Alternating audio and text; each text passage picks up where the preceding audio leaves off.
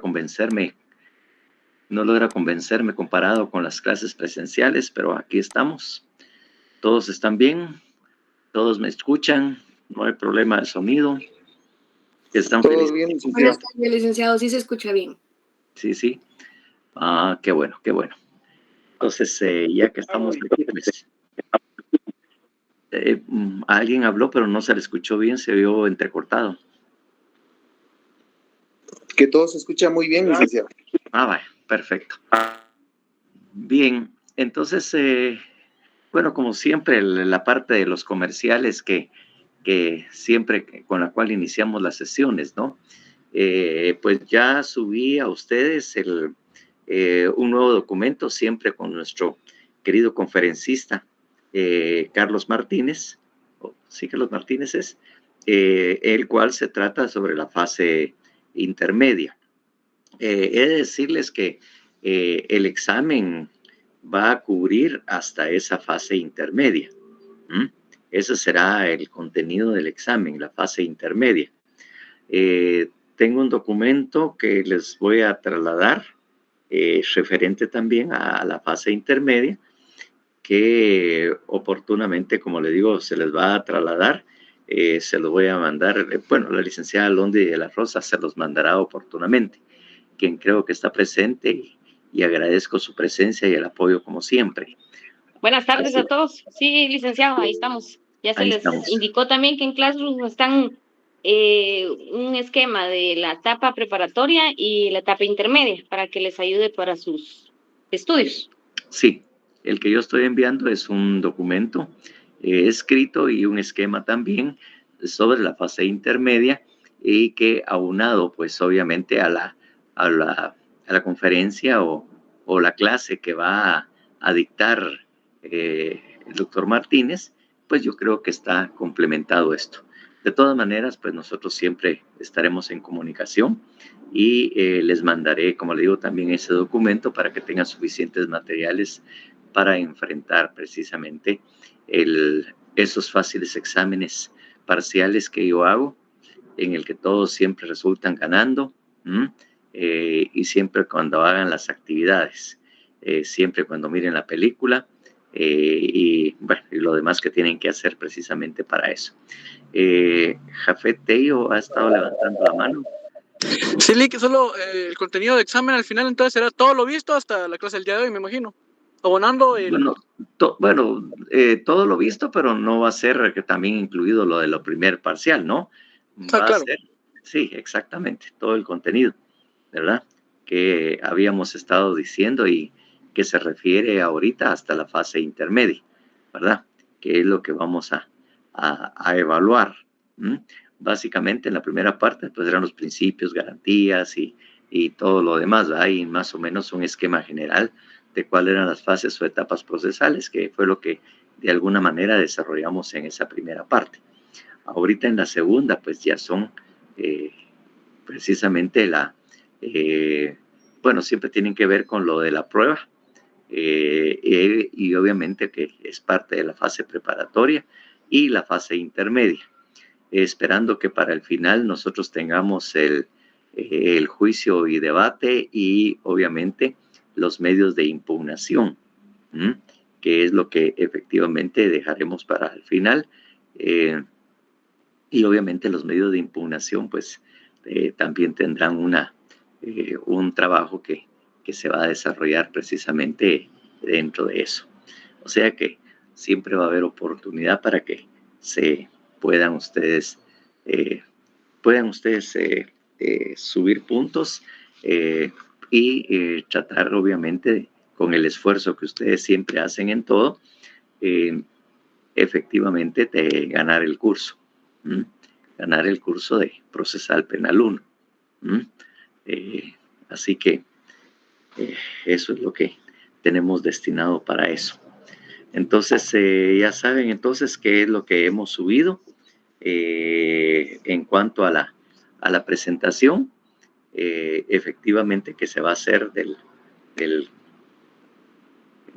Carlos Martínez, el documento y esos otros medios que hemos estado subiendo para que ustedes tengan también, porque la fase preparatoria, creo que también está la exposición de Martínez, está la exposición que nos hizo Tello, que por cierto, sí, en la segunda efectivamente se lució precisamente en la sección H. A muchos les gustó precisamente y hay algunos comentarios respecto a que sí estuvo buena la presentación y que les va a ayudar. Entonces, ya con eso, pues obviamente tenemos ya los materiales para poder enfrentarnos. Estábamos viendo también si de repente en esos espacios que ustedes tengan ya en el examen, porque casi siempre el mío va por ahí por el último, ¿no? De los últimos que es. Entonces, de repente tenemos alguna oportunidad para reunirnos virtualmente, claro está, ¿verdad? Para poder conversar sobre algunos aspectos. De repente, pues, o sea, que tenga esa doble finalidad, o sea, fijar algunas, puntualizar en algunos aspectos que hubiesen o podido pueden hacer falta, ¿no? Entonces, ahí estaremos comunicándonos por los medios que nosotros ya tenemos, a efecto de que ustedes pues también cuenten con todo, cuenten con todo lo posible para eso. Bueno, ya terminando esos anuncios de nuestros patrocinadores, ¿verdad? Y los comerciales que se dan. Me olvidé saludar a Ángel. Me olvidé de saludarlo y siempre nos estaba apoyando ahí y a veces olvido al ingeniero que nos presta toda su ayuda. Hello, Angel. How is everything? Hello, licenciado. Yes, I am doing well. How about you? Perfect. Thank you. Ok. Bueno, entonces en la última parte que nosotros estábamos viendo el papel que precisamente juega algunos partícipes dentro del proceso penal. Habíamos iniciado y habíamos, creo que ya leído lo relativo al querellante adhesivo, ¿verdad? El querellante adhesivo para poder, pues sí, explicar cuál es la función y cuál es el papel que realiza en esto. De todas maneras, esto ya de alguna manera también se mencionó en una parte de la exposición de Tello, el relativo al querellante adhesivo, ¿verdad?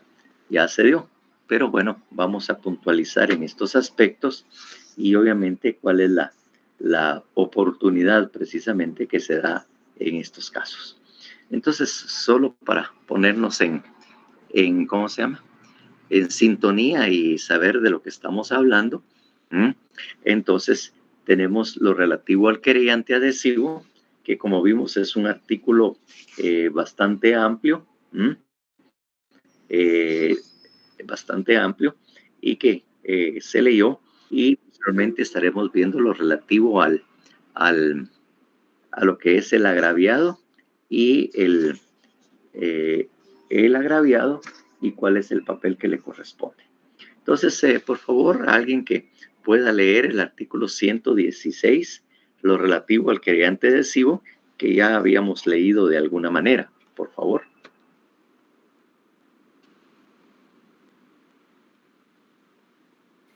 Artículo 116. Querellante adhesivo. En los delitos de acción pública, el agraviado con capacidad civil o su representante o guardador en caso de menores o incapaces, o la administración tributaria en materia de su competencia, podrán provocar la persecución penal o adherirse a la ya iniciada por el Ministerio Público. El mismo derecho podrá ser ejercido por cualquier ciudadano o asociación de ciudadanos contra funcionarios o empleados públicos que hubieren violado directamente derechos humanos en ejercicio de su función o con ocasión de ella, o cuando se trate de delitos cometidos por funcionarios públicos que abusen de su cargo. Los órganos del Estado solamente podrán querellarse por medio del Ministerio Público, se exceptúan las entidades autónomas con personalidad jurídica y la administración tributaria en materia de su competencia. El querellante podrá siempre colaborar y coadyuvar con el fiscal en la investigación de los hechos.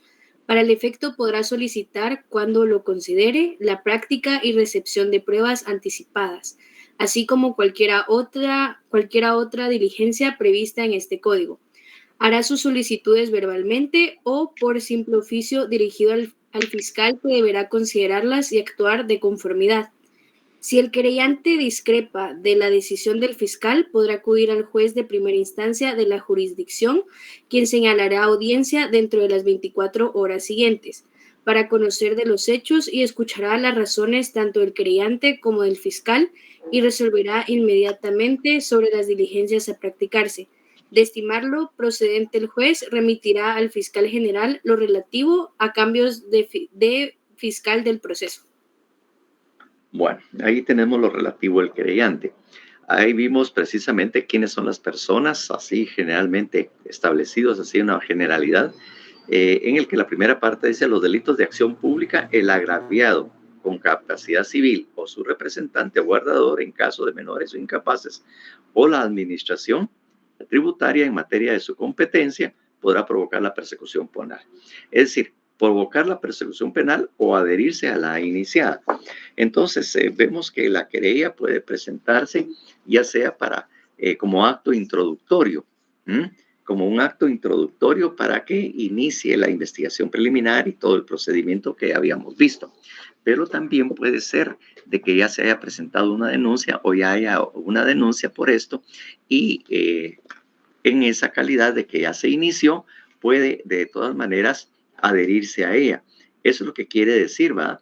Provocar la persecución penal o adherirse a la ya iniciada por el Ministerio Público.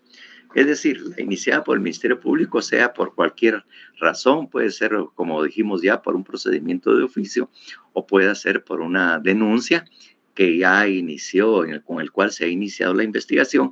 Entonces, si la persona se considera o tiene la calidad de agraviada, puede adherirse, ¿verdad? Y empezar a actuar dentro de ese proceso con la calidad de querellante adhesivo. En este caso también, ¿verdad? Es muy importante el segundo párrafo, ¿verdad? Que ese derecho podrá ser ejercido por cualquier ciudadano o asociación de ciudadanos. Entonces, cuando hay asociación de ciudadanos, ellos también pueden querellarse, ¿verdad? Pero siempre que tengan las calidades de asociación y esté formalmente y legalmente inscrita. Cuando se trata de funcionarios o empleados públicos que hubieron violado directamente derechos humanos en ejercicio de función. Entonces, ahí cualquier persona puede ser agraviada, porque cuando hay una violación a derechos humanos, pues obviamente, usualmente todos estamos en riesgo, todos tenemos esa calidad de agraviados, a todos nos puede afectar precisamente un derecho humano. Entonces, definitivamente, en ese caso, cualquier ciudadano o asociación. Eso nos remite también a algo que es muy importante y está regulado en la Constitución, ¿verdad? Y que efectivamente tenemos que tener, ¿verdad? Muy claro, ¿verdad? De alguna manera vamos a leer algún artículo así de carácter general constitucional y después cuál es la responsabilidad penal de los funcionarios o empleados públicos. Entonces, para el efecto, yo quisiera que nos trasladáramos a la Constitución Política de la República de Guatemala y, en primer lugar, una generalidad que es el artículo 54, cuando lo importante y lo que tenemos que ver son los dos artículos siguientes, ¿verdad? Que es lo relativo a la responsabilidad por infracción de la ley, ¿verdad? En cuanto a la función pública. Entonces, por favor, alguien que lea el artículo 154 y posteriormente vamos a solicitar precisamente lo relativo a la responsabilidad por infracción a la ley de los empleados y funcionarios. Jennifer, por favor. Artículo Artículo 154. Función pública, sujeción a la ley. Los funcionarios son depositarios de la autoridad, responsables legalmente por su conducta oficial, sujetos a la ley y jamás superiores a ella. Los funcionarios y empleados públicos están al servicio del Estado y no de partido político alguno.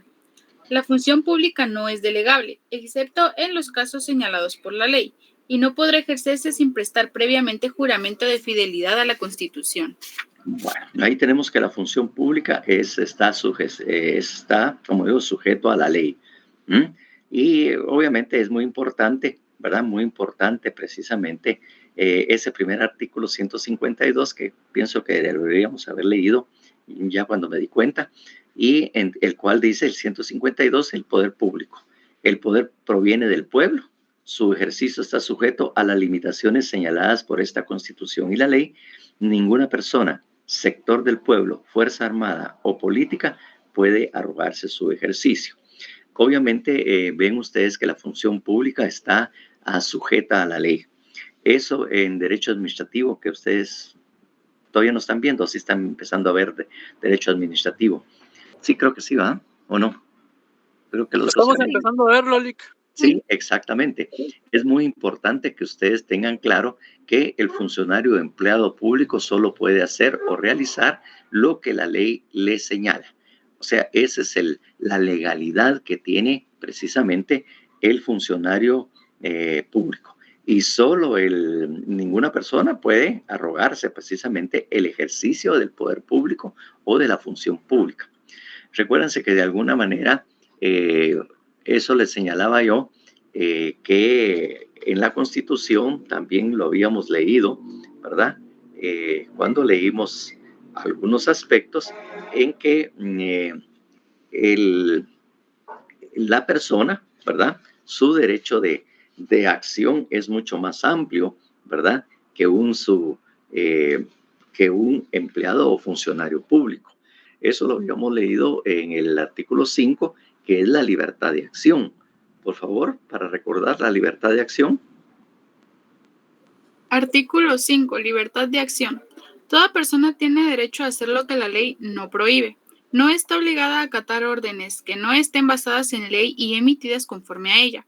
Tampoco podrá ser perseguida ni molestada por sus opiniones o por actos que no impliquen infracción a la misma. Entonces, la libertad del individuo o de la persona, como ven ustedes, si pueden ustedes interpretar la norma constitucional, ¿verdad? A lo que ustedes ya lo saben hacer porque ya recibieron el curso, ya son especialistas en derecho constitucional, y obviamente dice que la persona puede hacer lo que la ley no prohíbe. Y fíjense que el poder público, los funcionarios públicos, tal y como leímos en el 152, que el poder proviene del pueblo. Su ejercicio está sujeto a las limitaciones señaladas en esta Constitución y la ley. Ninguna puede arrogarse.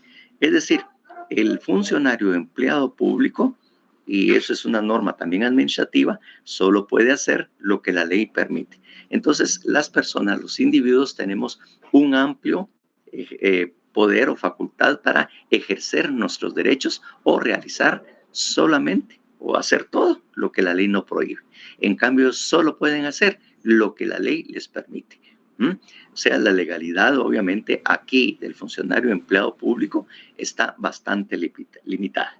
Si obviamente se excede, está obviamente cayendo en un abuso de autoridad, por ejemplo, ¿verdad? Y entonces se está violando normas que de alguna manera pueden ser señalados como delito. Entonces, porque, como vuelvo a repetir, el funcionario empleado público solo puede hacer lo que la ley le indica o le señala. Eso es la función pública. Y por el otro lado, el imperio de la ley, que eso es algo que se refiere también a la soberanía, ¿verdad? Que el imperio de la ley se extiende a todas las personas que se encuentran en el territorio. Entonces dice, los funcionarios en el 154 que nosotros leímos es la sujeción a la ley. Entonces, están al servicio del Estado y no de partido político. Ahí, una vez que la persona entre a trabajar, se supone que debe olvidar qué partido o quién fue el que le hizo la campaña para ingresar a tener un cargo dentro del Estado. Y obviamente ahí definitivamente tiene que estar al servicio del Estado. Y si están al servicio del Estado, son servidores públicos. Y el servidor público está a nuestro servicio. Está para atendernos, para poder darnos todo el apoyo que se considere necesario, porque ellos están al servicio nuestro. De alguna manera, recuérdense que nosotros somos los que pagamos nuestros impuestos y por lo tanto nosotros somos de alguna manera los que proveemos al Estado de los recursos económicos necesarios para realizar su función y para poder, como quien dice, pagar los salarios de los empleados y funcionarios públicos. O sea, somos nosotros los que precisamente los financiamos, ¿verdad? Estamos financiándolos, por lo tanto, ellos son servidores públicos y están a nuestro servicio. Y también dentro del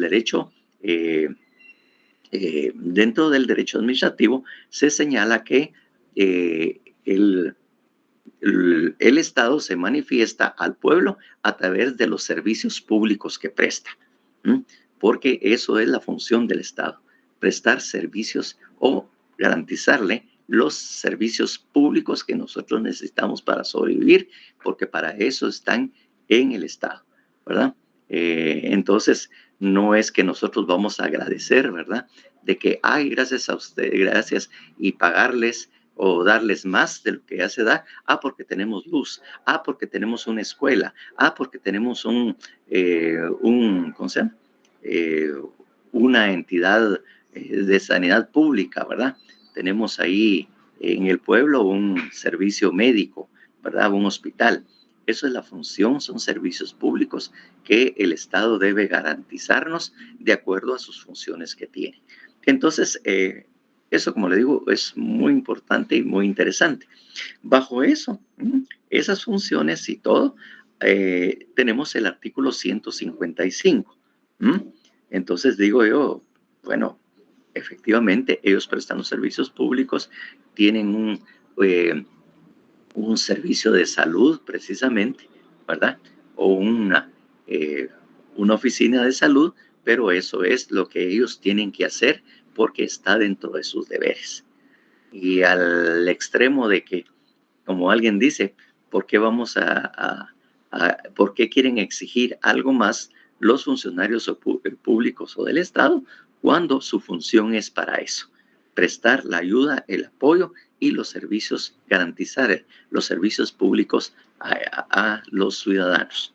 Eso es la obligación que tienen. Bueno, lo que nos interesa referente a esa otra parte que leímos en el Código Procesal Penal es la responsabilidad por infracción. ¿Cuál es la responsabilidad que tienen, ¿verdad? Administrativamente y penalmente los funcionarios y empleados públicos? Miremos el artículo siguiente, que es el 155, por favor. Artículo 155. Responsabilidad por infracción a la ley. Cuando un dignatario, funcionario o trabajador del Estado en el ejercicio de su cargo infrinja la ley en perjuicio de particulares, el Estado o la institución estatal a quien sirva será solidariamente responsable por los daños y perjuicios que se causaren. La responsabilidad civil de los funcionarios y empleados públicos podrá deducirse mientras no se hubiere consumado la prescripción, cuyo término será de 20 años. La responsabilidad criminal se extingue, en este caso, por el transcurso del doble del tiempo señalado por la ley para la prescripción de la pena. Ni los guatemaltecos ni los extranjeros podrán reclamar al Estado indemnización por daños o perjuicios causados por movimientos armados o disturbios civiles. Bueno, ahí tenemos que la responsabilidad precisamente de los funcionarios públicos, fíjense ustedes, por prescripción es de 20 años. Ahí está todo relativo. Y cuando se refiere a la prescripción de la pena, que eso está regulado en el Código Penal, relativo a la prescripción de la pena, dice que es del doble del tiempo. O sea, los funcionarios, empleados, trabajadores del Estado, su responsabilidad es muy grande por las infracciones a la ley que hayan cometido.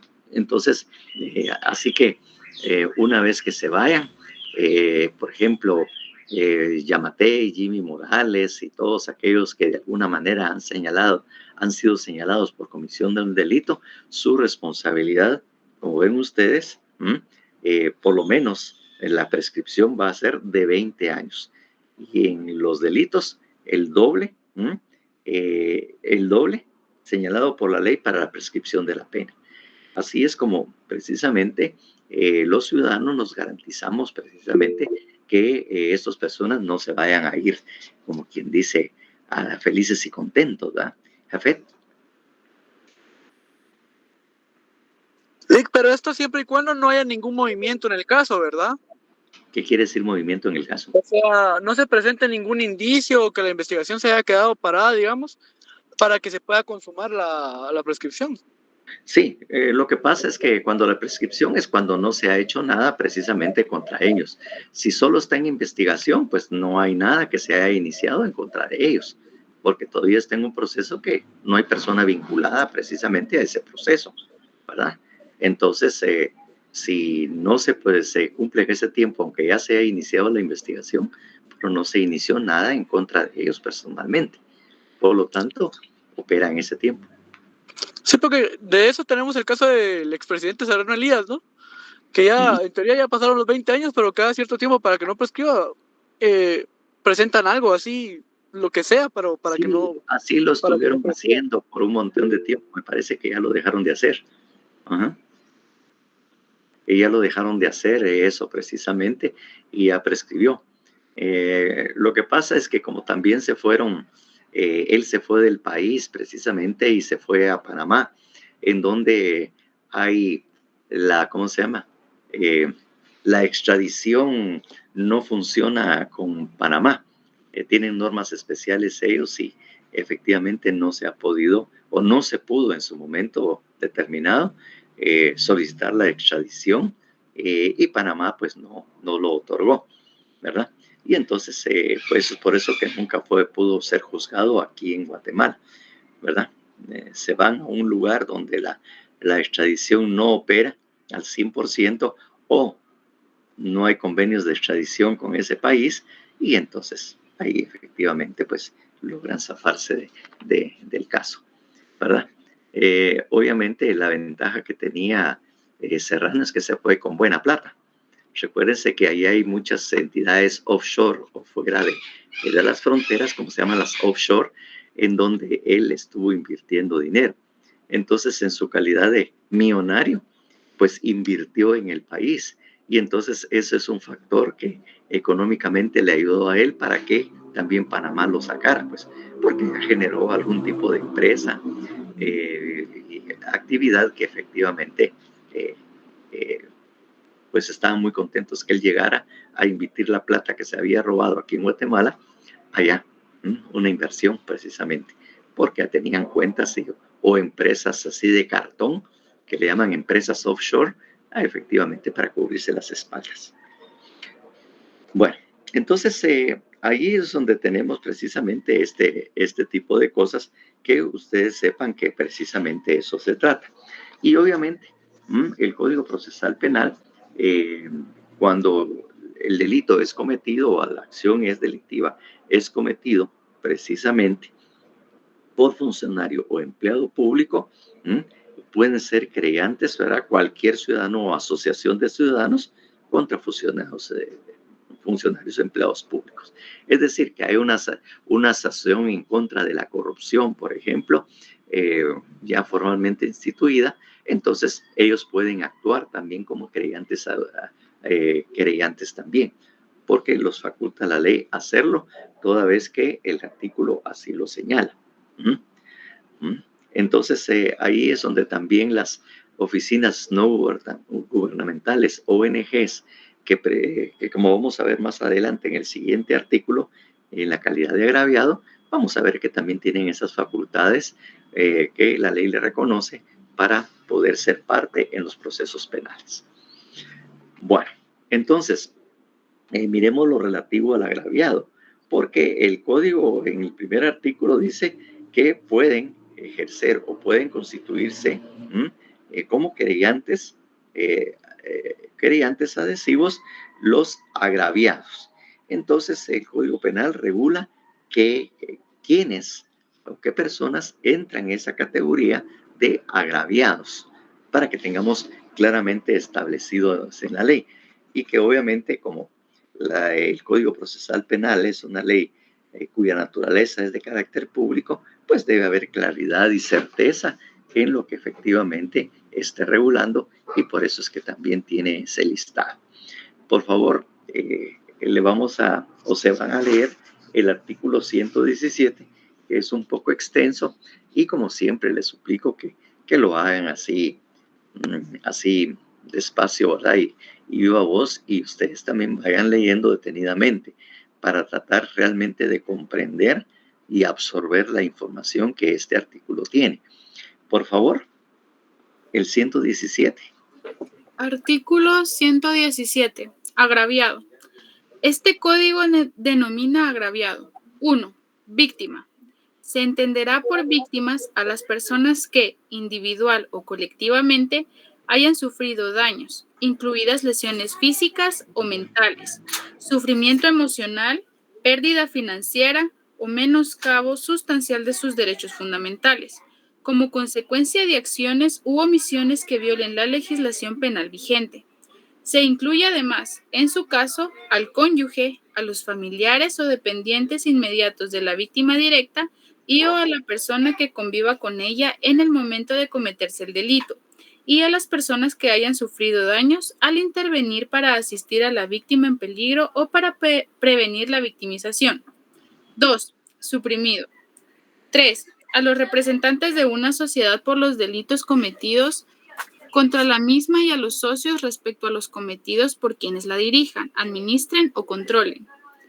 Y 4. A las asociaciones en los delitos que afecten intereses colectivos o difusos, siempre que el objeto de la asociación se vincule directamente con dichos intereses. El agraviado, aun cuando no se haya constituido como querellante adhesivo de conformidad con el presente código, tiene derecho a ser informado sobre los derechos que le asisten en el procedimiento penal. B. Recibir asistencia médica, psicosocial, o cualquier otra que tenga por objeto reducir las secuelas del hecho delictivo. C. Que el Ministerio Público escuche su opinión en el procedimiento, fundamentalmente antes de las decisiones definitivas o de las provisionales que implican clausura o extinción de la persecución penal. D. A ser informado, conveniente y oportunamente, de las decisiones fiscales y judiciales, e invitado a las audiencias en las que su opinión puede ser vertida. E. A recibir resarcimiento y o reparación por los daños recibidos.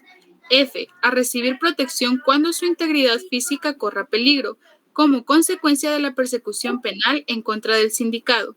Y G. A que existan mecanismos que disminuyan los riesgos de victimización secundaria durante el proceso penal. Hay todavía un párrafo por ahí. Mi código ya no lo tiene, Lic. Sí. El siguiente párrafo, el último, indica: el Ministerio Público estará obligado a garantizar estos derechos por medio de sus órganos correspondientes, pudiendo para el efecto realizar convenios con instituciones públicas y privadas. Entonces, esos son los derechos que tienen precisamente aquellos que puedan entrar en la categoría de agraviados, ¿verdad? Estos son todos los que el listado que precisamente tiene el código, y que pueden ellos, de acuerdo a las circunstancias del caso o del delito, convertirse o solicitar su participación como querellante adhesivo. No obstante eso, como ven ustedes, aun y cuando no tengan o no puedan o no quieran o tienen temor a ser querellantes, pues obviamente tiene derechos que le asisten. Es para que lo tengan bien claro y no digan, ¿verdad?, que solo los criminales, los delincuentes tienen derechos y no se les respetan. Como ven ustedes, ahí se establece que sea o no querellante, tiene derecho a participar o estar en el proceso en su calidad de agraviado. Incluso puede estar también en las audiencias, pues, si fuera así necesario, en las audiencias. He de decirles que, por ejemplo, en el sistema anglosajón en Estados Unidos no existe la figura del querellante, del querellante adhesivo. Por lo tanto, la víctima o agraviado solo puede actuar, como quien dice, actuar o estar dentro del juicio o las audiencias que se celebren dentro del público, y puede declarar efectivamente como testigo en los hechos, para que manifiesten los hechos que ocurrieron, ¿verdad? En ese caso. Pero no existe la figura esta en la que él pueda participar e incluso de alguna manera en un momento determinado no estar de acuerdo con lo que está haciendo el Ministerio Público. Allá el Ministerio Público hace lo que tiene que hacer, puede hablar con ellos y todo, pero y puede ayudarlos y cooperar, pero no tiene la obligación que tiene precisamente aquí en Guatemala, ni la participación que pudiera tener en el proceso, porque ya les digo, no existe la figura de un querellante adhesivo. Entonces, de alguna manera, en ambos casos, ya sea con la participación o no, la obligación del Ministerio Público es precisamente garantizarle al agraviado o a la víctima que se va a hacer justicia y que oportunamente puede ser de alguna manera indemnizado por los daños y perjuicios causados, siempre y cuando, pues obviamente, se ejerza la acción civil. La acción civil, que es muy importante precisamente para poder recuperar el daño causado, ¿verdad? Es decir, porque siempre hay de alguna manera la necesidad de la reparación civil, porque aparte del daño que le pudieron haber causado a una persona por haberlo golpeado o a los familiares por haber matado a alguien, entonces el sindicato o la persona que ha sido declarada culpable tiene que cubrir los daños causados precisamente por el delito, y eso se convierten también en las responsabilidades civiles, precisamente esto. Entonces, eso es, como le digo, lo que ahí se invita. Algunas cosas que tenemos que tener muy claro es, por ejemplo, lo que indica el numeral 4. A las asociaciones en los delitos que afecten intereses colectivos o difusos, siempre que el objeto de la asociación se vincule directamente con dichos intereses. Entonces, hay asociaciones de protección de menores, hay asociaciones de protección de los derechos humanos, por ejemplo, o asociaciones ya como oficinas no gubernamentales que se refieren, por ejemplo, a la protección por los delitos en contra del ambiente, o las acciones cometidas en contra del ambiente. Entonces, por ejemplo, o la asociación o grupos indígenas que se han manifestado que cuando la acción del delito de alguna manera se ve afectada, esos derechos que ellos como asociación tienen a proteger, entonces también tienen ellos derecho precisamente a ser querellantes adhesivos para pelear por los derechos de todas aquellas personas que han sido afectadas.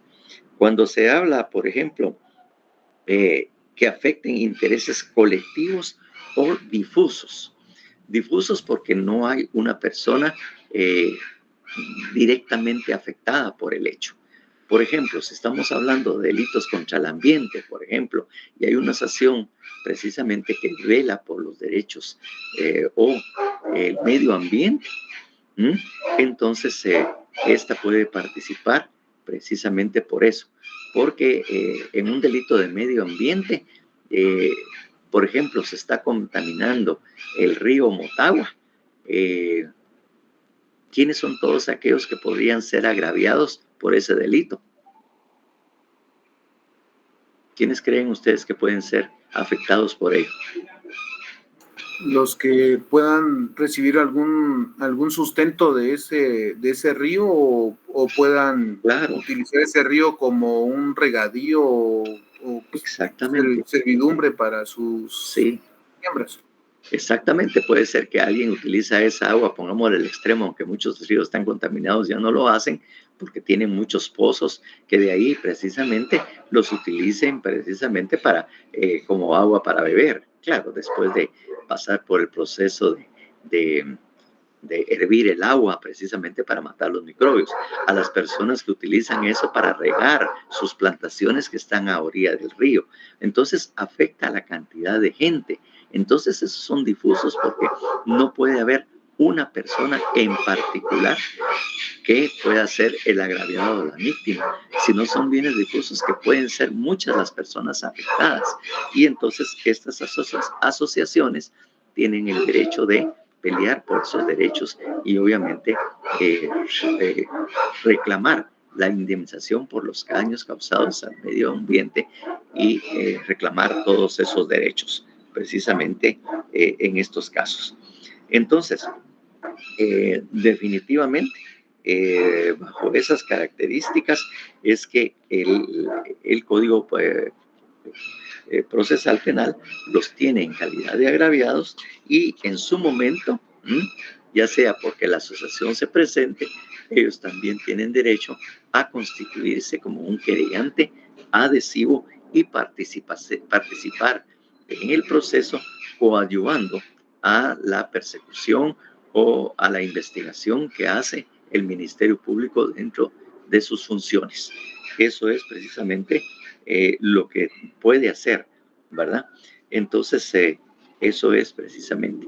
Y como le digo, si no participan como querellantes, pues ya ven ustedes todos los derechos que tienen, que ahí se señala después del numeral 4, cuando se despiden de los agraviados, y obviamente el siguiente párrafo que dice el agraviado, aun cuando no se haya constituido como querellante, pues tiene todos esos derechos, los cuales el Ministerio Público tiene la obligación de garantizar.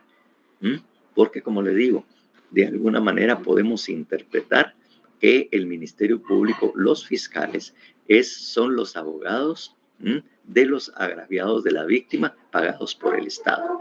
Así como el sindicato tiene derecho a tener un abogado defensor pagado por el Estado en cualquier país, obviamente el Ministerio Público tiene esa función y tiene que atender lo que el agraviado solicite o estar de acuerdo también o aceptar sus sugerencias.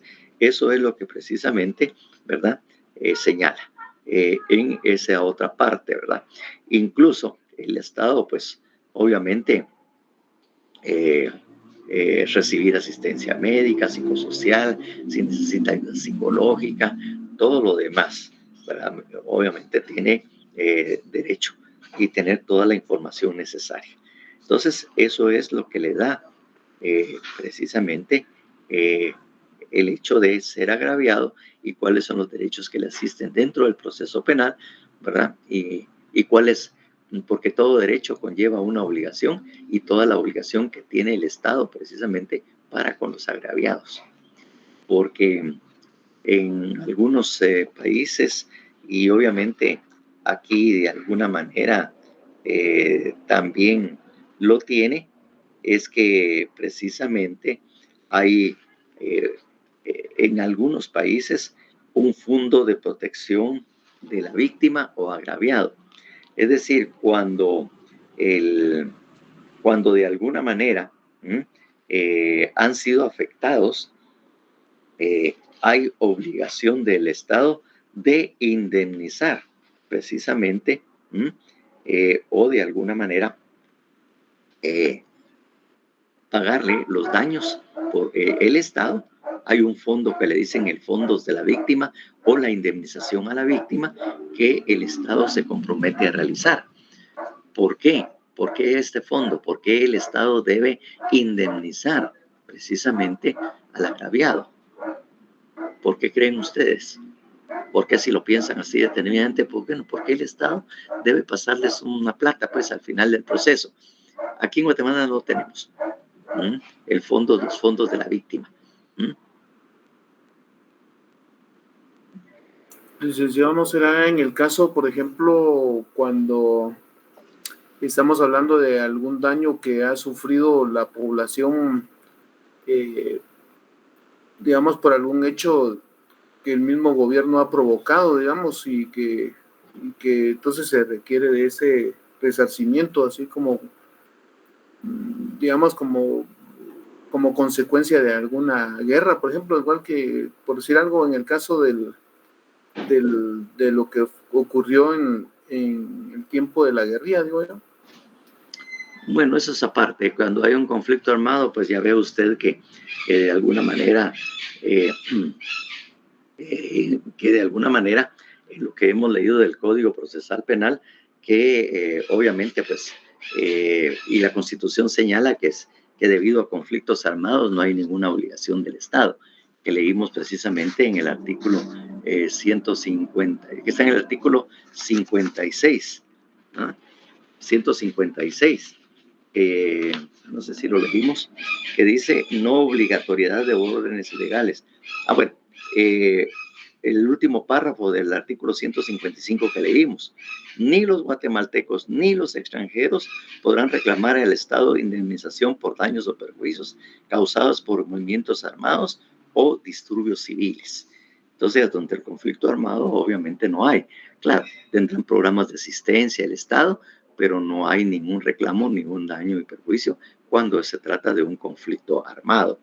Ahora bien, de acuerdo a las normas del derecho internacional humanitario, que de alguna manera son las que están presentes, que opera inmediatamente cuando hay un conflicto armado de carácter internacional, incluso instituciones de auxilio como la Cruz Roja, por ejemplo, que prácticamente ellos son los que realizan esa función y ejercen el derecho internacional humanitario, que obviamente el apoyo que tienen. Entonces, estas organizaciones internacionales reclaman al país agresor que de alguna manera, como quien dice, provea precisamente una indemnización por esos daños causados, pero a través de normas y carácter internacionales y también de procesos a carácter internacional, de violaciones a los derechos, al derecho humanitario, y se ve obligado a indemnizar o colaborar para el desarrollo de estos países a los cuales están siendo agredidos. Pero esas son reglas ya entre los conflictos armados de carácter internacional. En los conflictos armados internos, después de todos los conflictos armados internos que hubo en Guatemala y otros países de Latinoamérica, entonces el derecho internacional humanitario amplió sus poderes, porque en la época de la guerrilla, el derecho internacional y las cortes internacionales y estas organizaciones internacionales no operaban cuando eran conflictos armados internos, solo operaban cuando eran conflictos internacionales.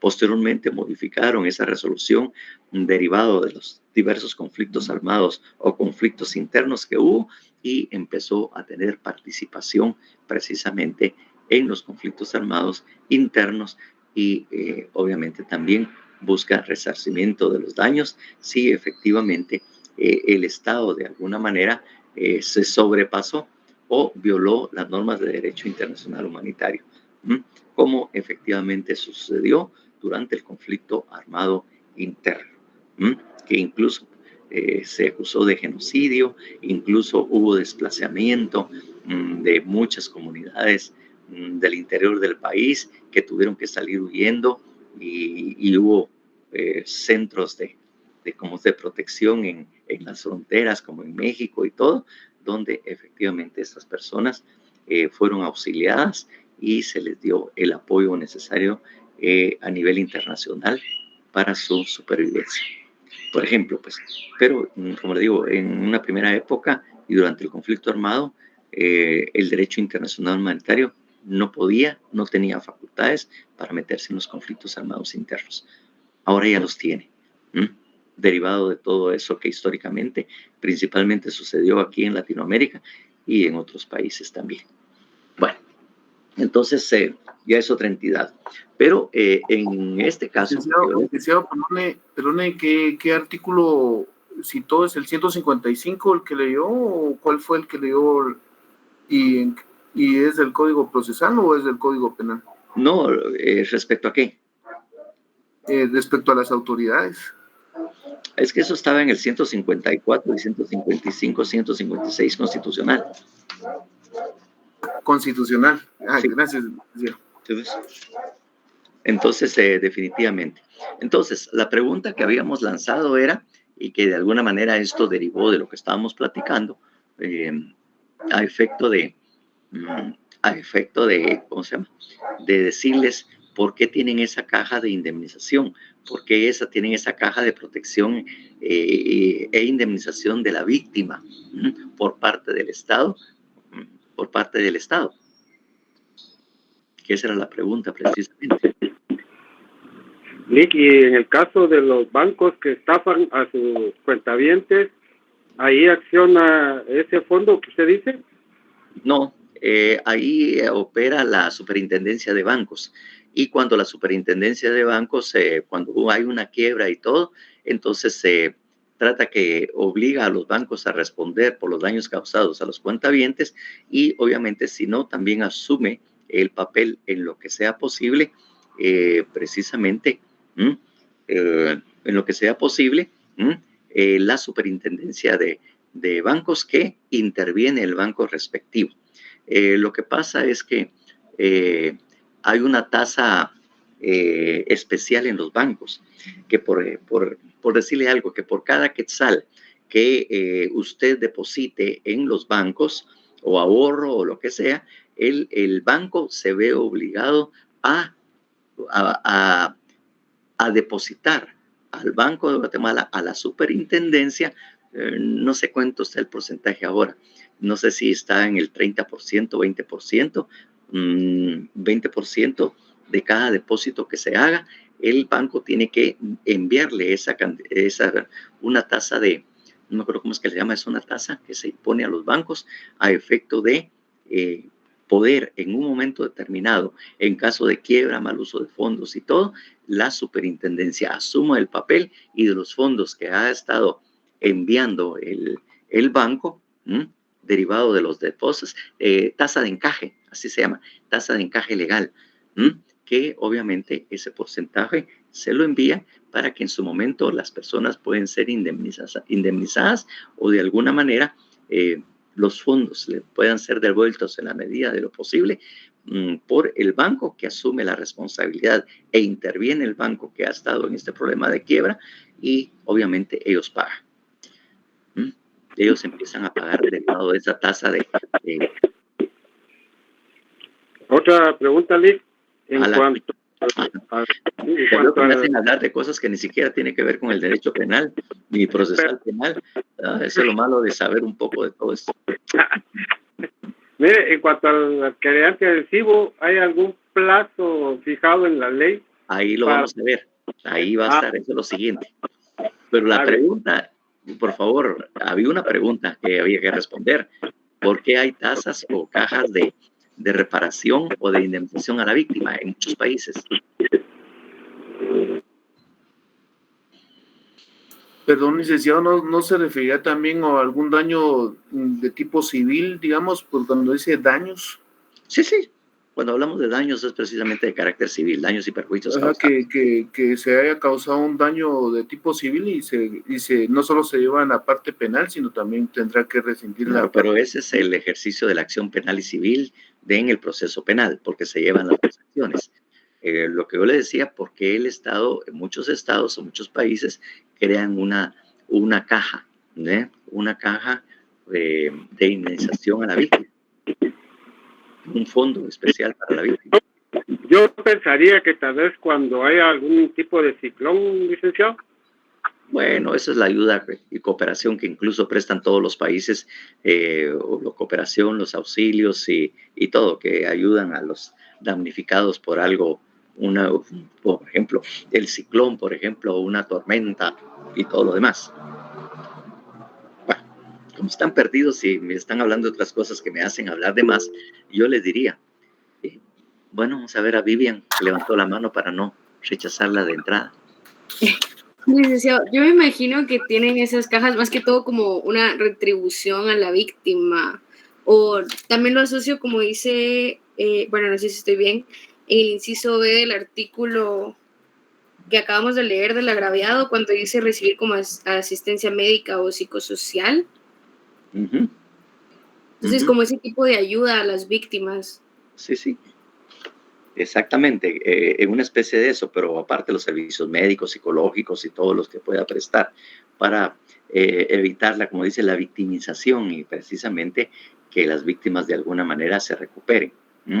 Incluso, obviamente, dentro de los costos también está la indemnización a la víctima, que el libro o el código, aquel libro que yo les envié, también ahí se señala qué es lo que debe de hacer el Estado y cuánto y cómo puede ser indemnizado, pues.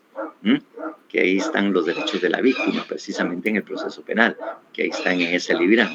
Pero aparte de eso, que esté regulado de cuáles son los derechos de la víctima en el proceso penal y la protección que se le debe dar, y efectivamente la sentencia debe resolver precisamente el daño. Incluso hay una que también ahí está indicado, expuesto, y también está aquí en el Código Procesal Penal, que hay una reparación digna, que hay también la reparación digna que también existe, precisamente en lo que respecta al daño psicológico o causado también, que lo veremos eventualmente cuando se hable de la reparación digna, que está regulado y es un medio que también utiliza la víctima para recuperar. Es decir, lo que pasa es que automáticamente las responsabilidades civiles y la reparación digna son de alguna manera sanciones que se le imponen al sindicato, ¿verdad? Y lo pone, pero esto es un fondo del Estado para poder indemnizar a la víctima. Pero indemnizarlo, ¿por qué? ¿Y por qué el Estado? Como están algo perdidos, porque de alguna manera cuando se comete un delito hubo una falta del Estado porque no cumplió con los deberes que le asigna la Constitución. ¿Para qué está usted Constitución? ¿Para qué usted está Estado? ¿Para qué tenemos un Estado? ¿Para qué mantenemos un Estado? ¿Para qué creamos el Estado? Si usted no puede cumplir con sus obligaciones. Porque recuérdense que los deberes del Estado es deber del Estado garantizarle a los habitantes de la República la vida, la libertad, la justicia, la seguridad, la paz y el desarrollo integral de la persona. Entonces, de alguna manera, el Estado incumplió por no poder garantizarnos nuestra seguridad. Y cuando hablamos de seguridad, no hablamos de seguridad policial, delictiva, hablamos de seguridad educativa, seguridad del ambiente, seguridad del domicilio, es seguridad de una casa digna. O sea, eso es lo que implica seguridad. Tenemos que interpretarla ampliamente el concepto de seguridad, aparte de la seguridad que debe prestarnos la Policía Nacional, las Fuerzas Armadas, a efecto de garantizarnos nuestra integridad física. Entonces, estas cajas en algunos países se crean porque de alguna manera el Estado incumplió con su obligación de darnos esas garantías y de realizar la función que tiene como Estado y que para eso lo tenemos. Interesante, ¿verdad? Artículo 124. ¿124 qué? O sea, ahí está el derecho a la reparación digna. A la reparación digna está en, no me acuerdo qué artículo aquí del Código. 124. Sí. A la reparación digna, sí, es 124, se me olvidó que ahí está. Ahí podrán ver ustedes esto. Entonces, ahí tenemos también la reparación que es dentro de la acción civil, ¿verdad? Bueno, entonces definitivamente ahí tenemos esto y obviamente. Y aquí tenemos el artículo 118, que es la oportunidad, que es lo que me había preguntado alguien. Por favor, el 118.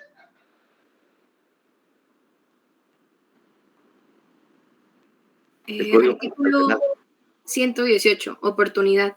La solicitud de acusador adhesivo deberá efectuarse siempre antes que el Ministerio Público requiera la apertura a juicio o el sobreseimiento durante la audiencia programada para el efecto. Vencida esta oportunidad, el juez la rechazará sin más trámite. En otras palabras, ¿qué debemos interpretar de ese artículo 118 así en la forma que se expresa?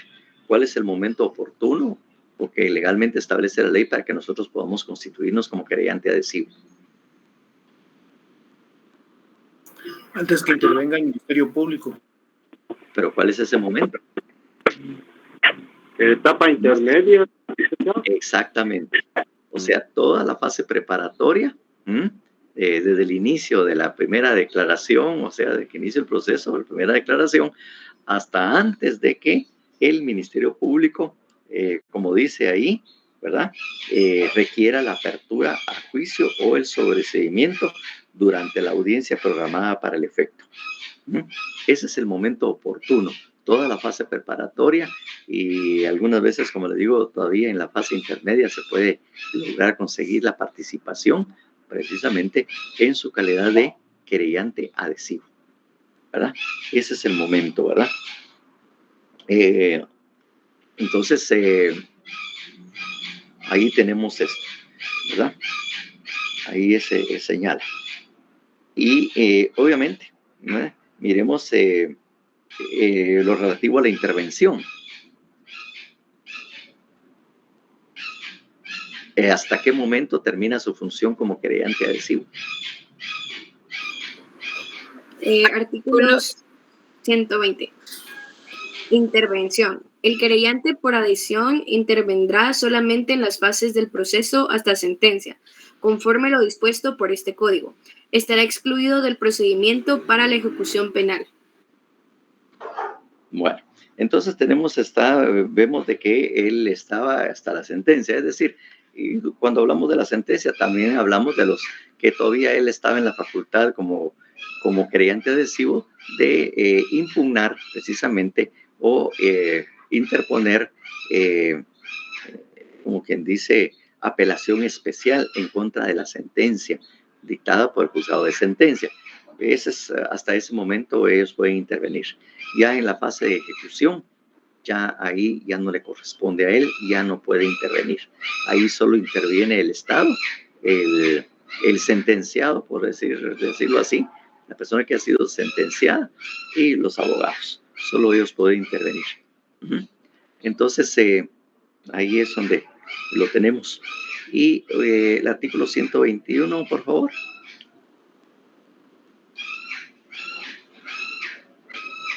Decisión. Decisión. Perdón, dale, Mayra. A ver, 121. Artículo 121, decisión. El juez que controla la investigación dará intervención provisional al querellante que lo solicite o la rechazará si no la encuentra arreglada la ley, notificando de ello al Ministerio Público para que le otorgue la intervención correspondiente. Cualquiera de las partes podrá oponerse a la admisión del querellante, interponiendo ante el juez las excepciones correspondientes durante el procedimiento preparatorio y en el procedimiento intermedio. La admisión o el rechazo será definitivo cuando no exista oposición o no se renueve la solicitud durante el procedimiento intermedio. Es que en el procedimiento, y eso tomen nota ustedes, futuros abogados, que durante la fase intermedia el querellante debe solicitar expresamente, ¿verdad? Su intervención. Eso es una de las normas que están reguladas o unas normas que regulan precisamente en la fase intermedia en la audiencia. Eso lo regula. Y muchas veces se olvida o no leen bien detenidamente esta solicitud. Entonces, ahí efectivamente se le olvida. Entonces,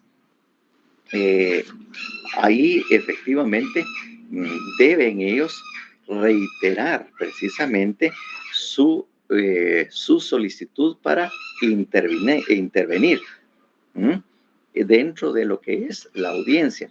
Ahí lo dice ese artículo, además de que se pueden retirar, se les puede discutir si realmente tienen derecho o no a participar con su calidad, ¿verdad? Con su calidad de ¿cómo se llama? De querellante adhesivo.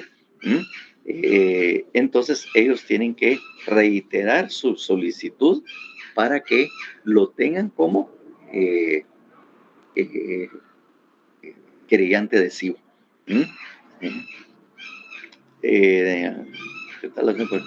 Entonces eso es lo que en algunas maneras tiene que reiterarse, ¿verdad? Y si no lo hacen, precisamente ustedes pueden decir, como él incumplió en solicitar su participación como querellante adhesivo, entonces definitivamente que se le declare el abandono y que no pueda y no participa precisamente en esto. Entonces, eso es lo que precisamente se trata en la fase intermedia, que es prácticamente la de control. Eso es por eso que se le llama fase intermedia o de control. El control para saber qué fue lo que hizo el Ministerio Público, cuáles fueron los medios de prueba, precisamente que practicó durante la fase preparatoria y oponerse a ellas si hay fundamento legal por incumplimiento de algunas normas y todo, ¿va? Ahí es donde debe decir.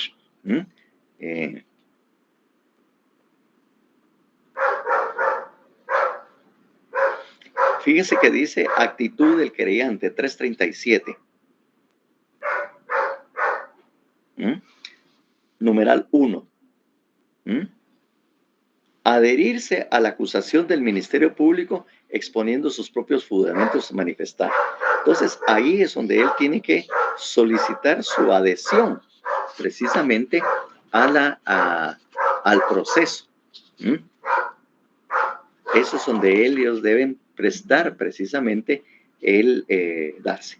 Y obviamente, al solicitar esa adhesión y continuar en el proceso como querellante, es lo que puede presentar oposición precisamente en la parte acusada. El 339 señala oposición.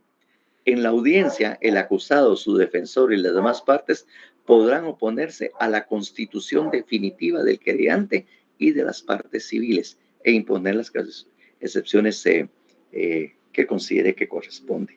Entonces, ahí se discute también si participa o no. Y obviamente el querellante podrá adherirse ese momento a la acusación, pero debe solicitarlo, obviamente. Entonces son cositas que tiene uno que tener ahí a la mano, porque también el mismo código así definitivamente lo indica. Bueno, miremos el 121. El 121 ya lo vieron, ¿verdad? Sí, lo entendimos ya. Sí, licenciado. Bueno. Y tenemos otra figura muy interesante que son para delitos privados, el querellante exclusivo, 122. Cuando conforme a la ley la persecución fuese privada, actuará como querellante la persona que sea el titular del ejercicio de la acción. Entonces, el querellante exclusivo solo opera en delitos de naturaleza privada, porque en los delitos de naturaleza privada, el agraviado o la víctima, entonces retoma su derecho de acción. Ahí en los delitos de naturaleza privada no hay participación del Ministerio Público. La acción la ejerce directamente el querellante, el agraviado. No hay participación del Estado. Entonces, cuando hablábamos qué significaba, en algún momento lo manifestamos, el derecho de acción, ¿verdad? ¿Y qué era el derecho de acción? Entonces, efectivamente, habíamos indicado de que este derecho era la potestad que tenía, de alguna manera, las personas para poder acudir a los órganos jurisdiccionales o administrativos. Recuérdense que así más o menos nos decían. Incluso si vieron teoría general del proceso, les decían a ustedes que la acción es la potestad que tiene el particular para realizar estas funciones, ¿verdad? Y que aquí en el Código Procesal Penal lo manejan como libre acceso a tribunales y dependencias del Estado, que están regulados a través del 28, 29, 28 y 29, precisamente de la Constitución Política, en el cual dice derecho de petición, el 28. Los habitantes de la República de Guatemala tienen derecho a dirigir individual o colectivamente peticiones a la autoridad, la que está obligada a tramitarles y deberá resolverlas. En materia de administrativa, el tema de las peticiones, 30 días. En materia fiscal, ya para impugnar. Dice, toda persona, dice el 29, libre acceso a tribunales y dependencias del Estado. Toda persona tiene libre acceso a los tribunales, dependencias y oficinas del Estado para ejercer sus acciones y hacer su valor, sus derechos de conformidad con la ley. Pero resulta que ese libre acceso a tribunales en materia penal está restringido, porque el derecho de acción y de acudir a los tribunales y obviamente a exigir resoluciones de carácter judicial corresponden al Estado y se ejercen a través del Ministerio Público. Porque cuando nosotros somos querellantes adhesivos, no estamos ejerciendo la acción, simplemente estamos coadyuvando a la función acusadora y de investigadora que tiene el Ministerio Público. Pero en materia penal, el particular, el individuo, no tiene derecho de acción.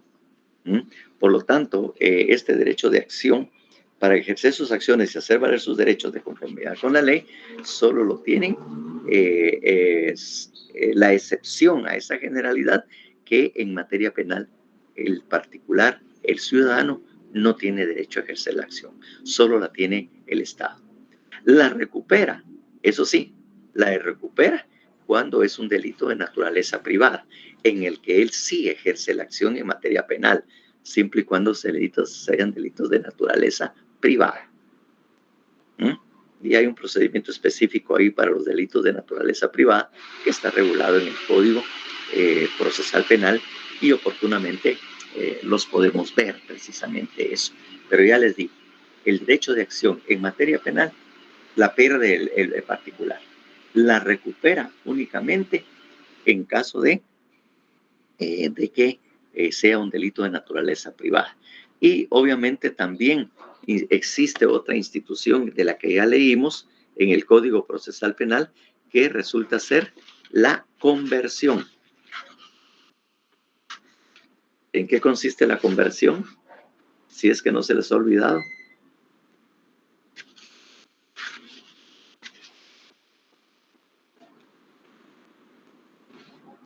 Y si no la saben, cuando cambiamos, cuando se puede cambiar una,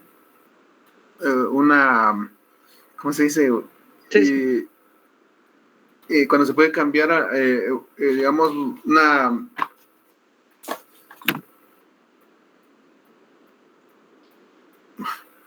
una resolución del juez en el sentido de una sustitución sí, digamos que si fuera como ya sé que tiene la idea, pero no lo puede fundar.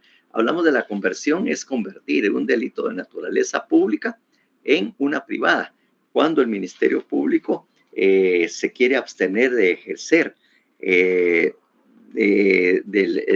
se quiere abstener precisamente de ejercer la acción. Entonces, en esos casos está precisamente autorizado. Y efectivamente, tal como lo explicó la licenciada Londi, está en el artículo 26, en el que se pueden convertir precisamente en las acciones de acción pública en privadas, ahí en la conversión.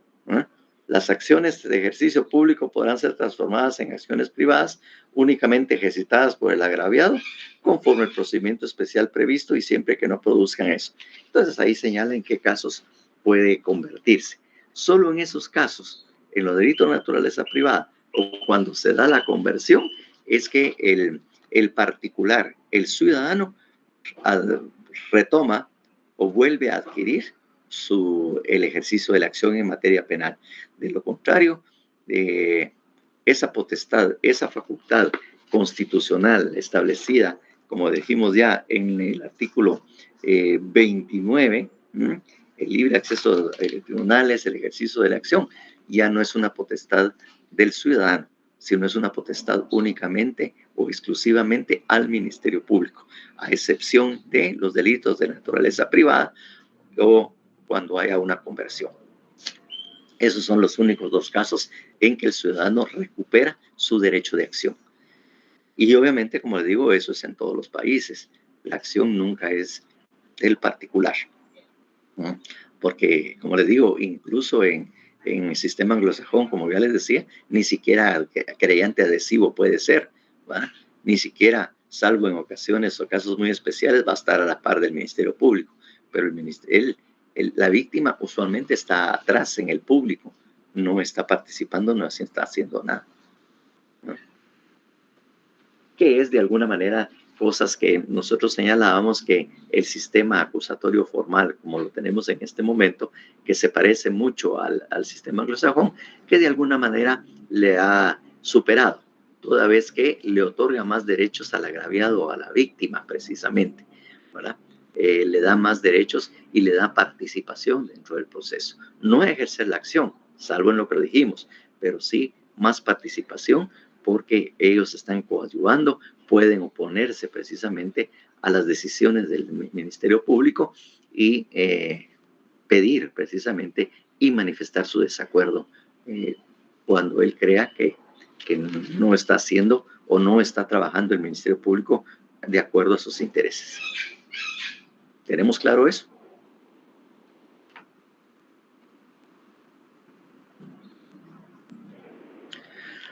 Bueno, en este caso, como les digo, eso es en cuanto a quienes son partícipes por parte de esto. Bueno, el Ministerio Público, pues ya dijimos, ¿verdad? Es el que ejerce la acción penal, ¿verdad? Porque cuando hablamos órganos auxiliares, acusador y órganos auxiliares, ahí tenemos en primer lugar en el artículo 107 el Ministerio Público, que obviamente es el que ejerce la acción. Y ahí están las facultades, todo lo que puede hacer precisamente la función, ¿verdad? De lo que puede hacer.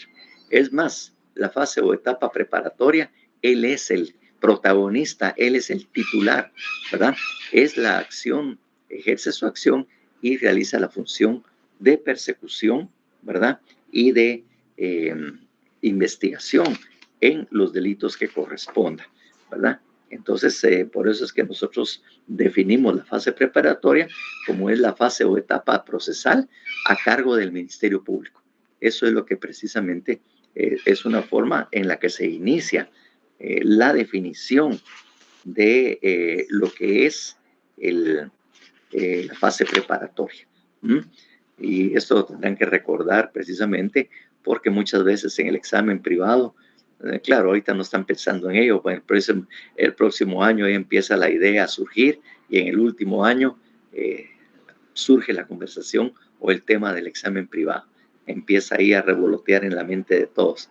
Así nos pasó a nosotros y sigue siendo la costumbre de hacer eso, ¿no?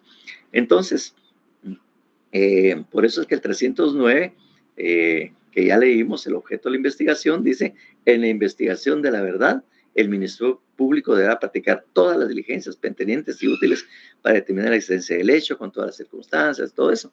Es decir, que la fase preparatoria, el mandamás, o el más fuerte, es el Ministerio Público, quien tiene a su cargo esa función, ¿ah? Por el ejercicio de la acción penal que se ha sido delegada a él por parte de, en la Constitución, ¿verdad? Ha sido delegado en la Constitución la función. La acción es del Estado, pero para su ejercicio la Constitución se la ha delegado al Ministerio Público. Eso es algo que es muy importante, el manejo de estos conceptos y tenerlo muy claro.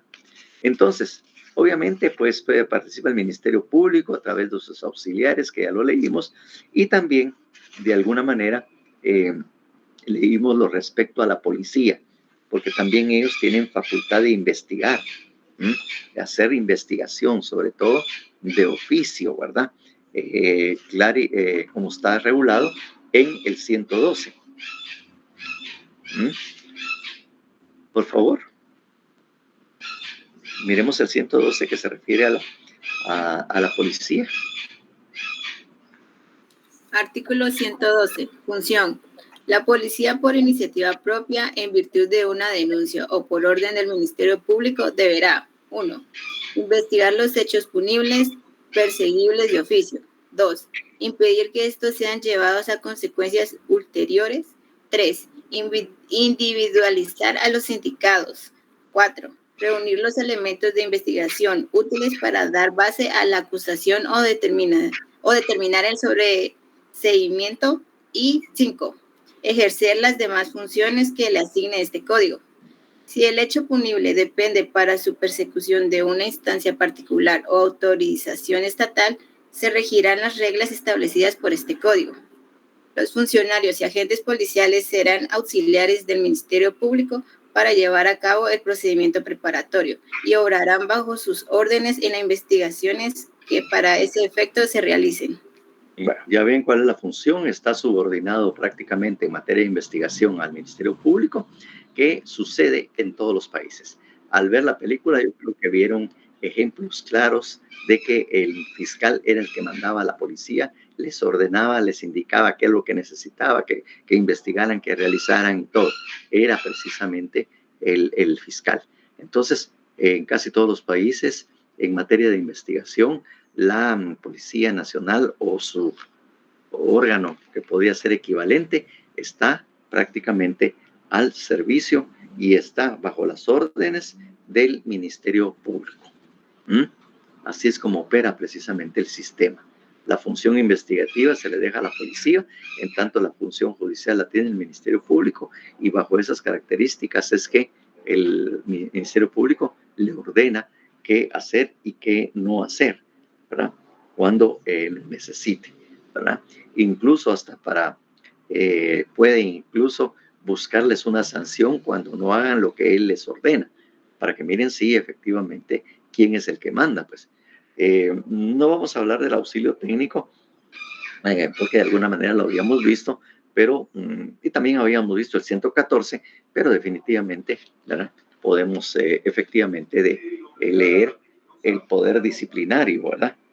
De lo que es el 114. Por favor. Artículo 114. Poder disciplinario. Los funcionarios y agentes policiales que infrinjan disposiciones legales o reglamentarias, que omitan o retarden la ejecución de un acto propio de sus funciones o lo cumplan negligentemente, serán sancionados en la forma que corresponde conforme a su ley orgánica, sin perjuicio de las responsabilidades penales si las hubiere.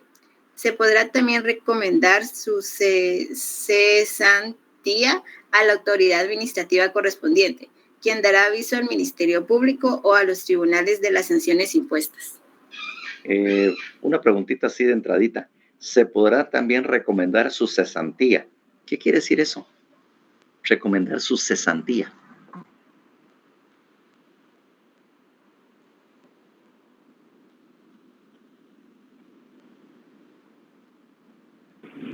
Sería apartarlo de su cargo mientras... Exactamente. a cesar en sus funciones, ¿verdad? Como quien dice, suspendido, ¿verdad? De sus labores, la suspensión, ¿verdad? De sus labores por esas faltas que se ha cometido. O sea, para que no les quede duda que efectivamente el Ministerio Público o los ministerios públicos sí mandan y ejercen poder sobre sobre la Policía Nacional Civil. Y obviamente también los funcionarios empleados públicos también deben acatar las órdenes o cumplir con lo que solicite el Ministerio Público o le ordene, porque si no, también serán sancionados por desobediencia. De todas maneras, miren también a quienes pueden ellos intervenir o a quienes también pueden el Ministerio Público acudir en caso necesario. Miremos el 115. Artículo 115. Otros preventores. Las mismas reglas regirán para cualquier organismo policial, como el de frontera, mareas, ríos y medios de comunicación. Mares, ríos y medios de comunicación.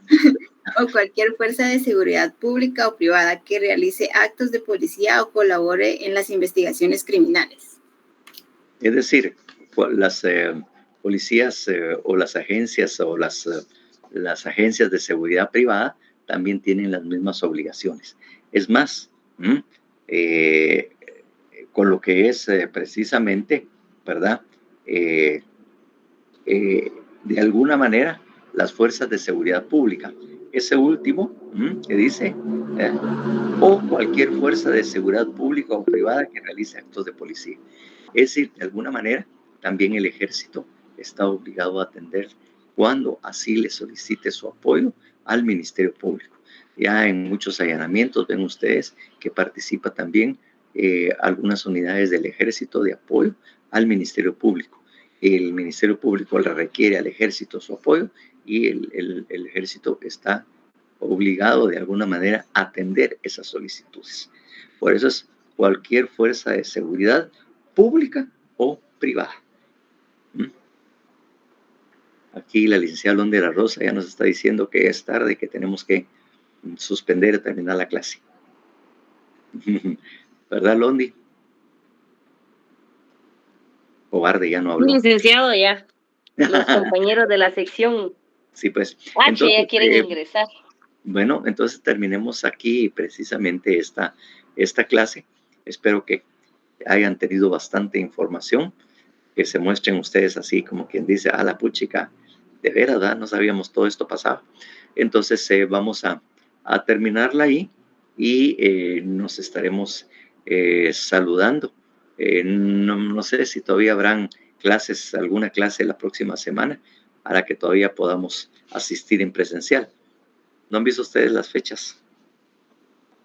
Los exámenes empiezan la próxima semana, el lunes, licenciado. El lunes, ¿verdad?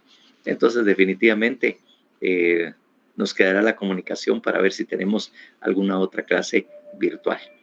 Bueno, y algunos documentos que les podamos enviar precisamente, que yo les decía, un documento sobre la fase preparatoria, que de alguna manera fue elaborado, lo elaboré precisamente para eso. No en esta, sino que ya de hace algún tiempo. Entonces, pasen buena tarde, muchísimas gracias por su atención. Prepárense para sus exámenes parciales y no se les olvide los trabajos que hemos estado solicitando. Gracias, licenciado. Feliz tarde. Feliz tarde. Cuídense. Feliz tarde, licenciado. Vaya, cuídense, nos vemos. Feliz tarde. Buenas tardes, Eduardo. Disculpe, licenciado, el examen, el trabajo, ¿para qué fecha es? Eso es después del examen. Después del examen, como penúltimos o últimos, los primeros días de clase. Primeros días de que empecemos con las clases. Muy bien. Gracias, licenciado. Feliz tarde. Bueno.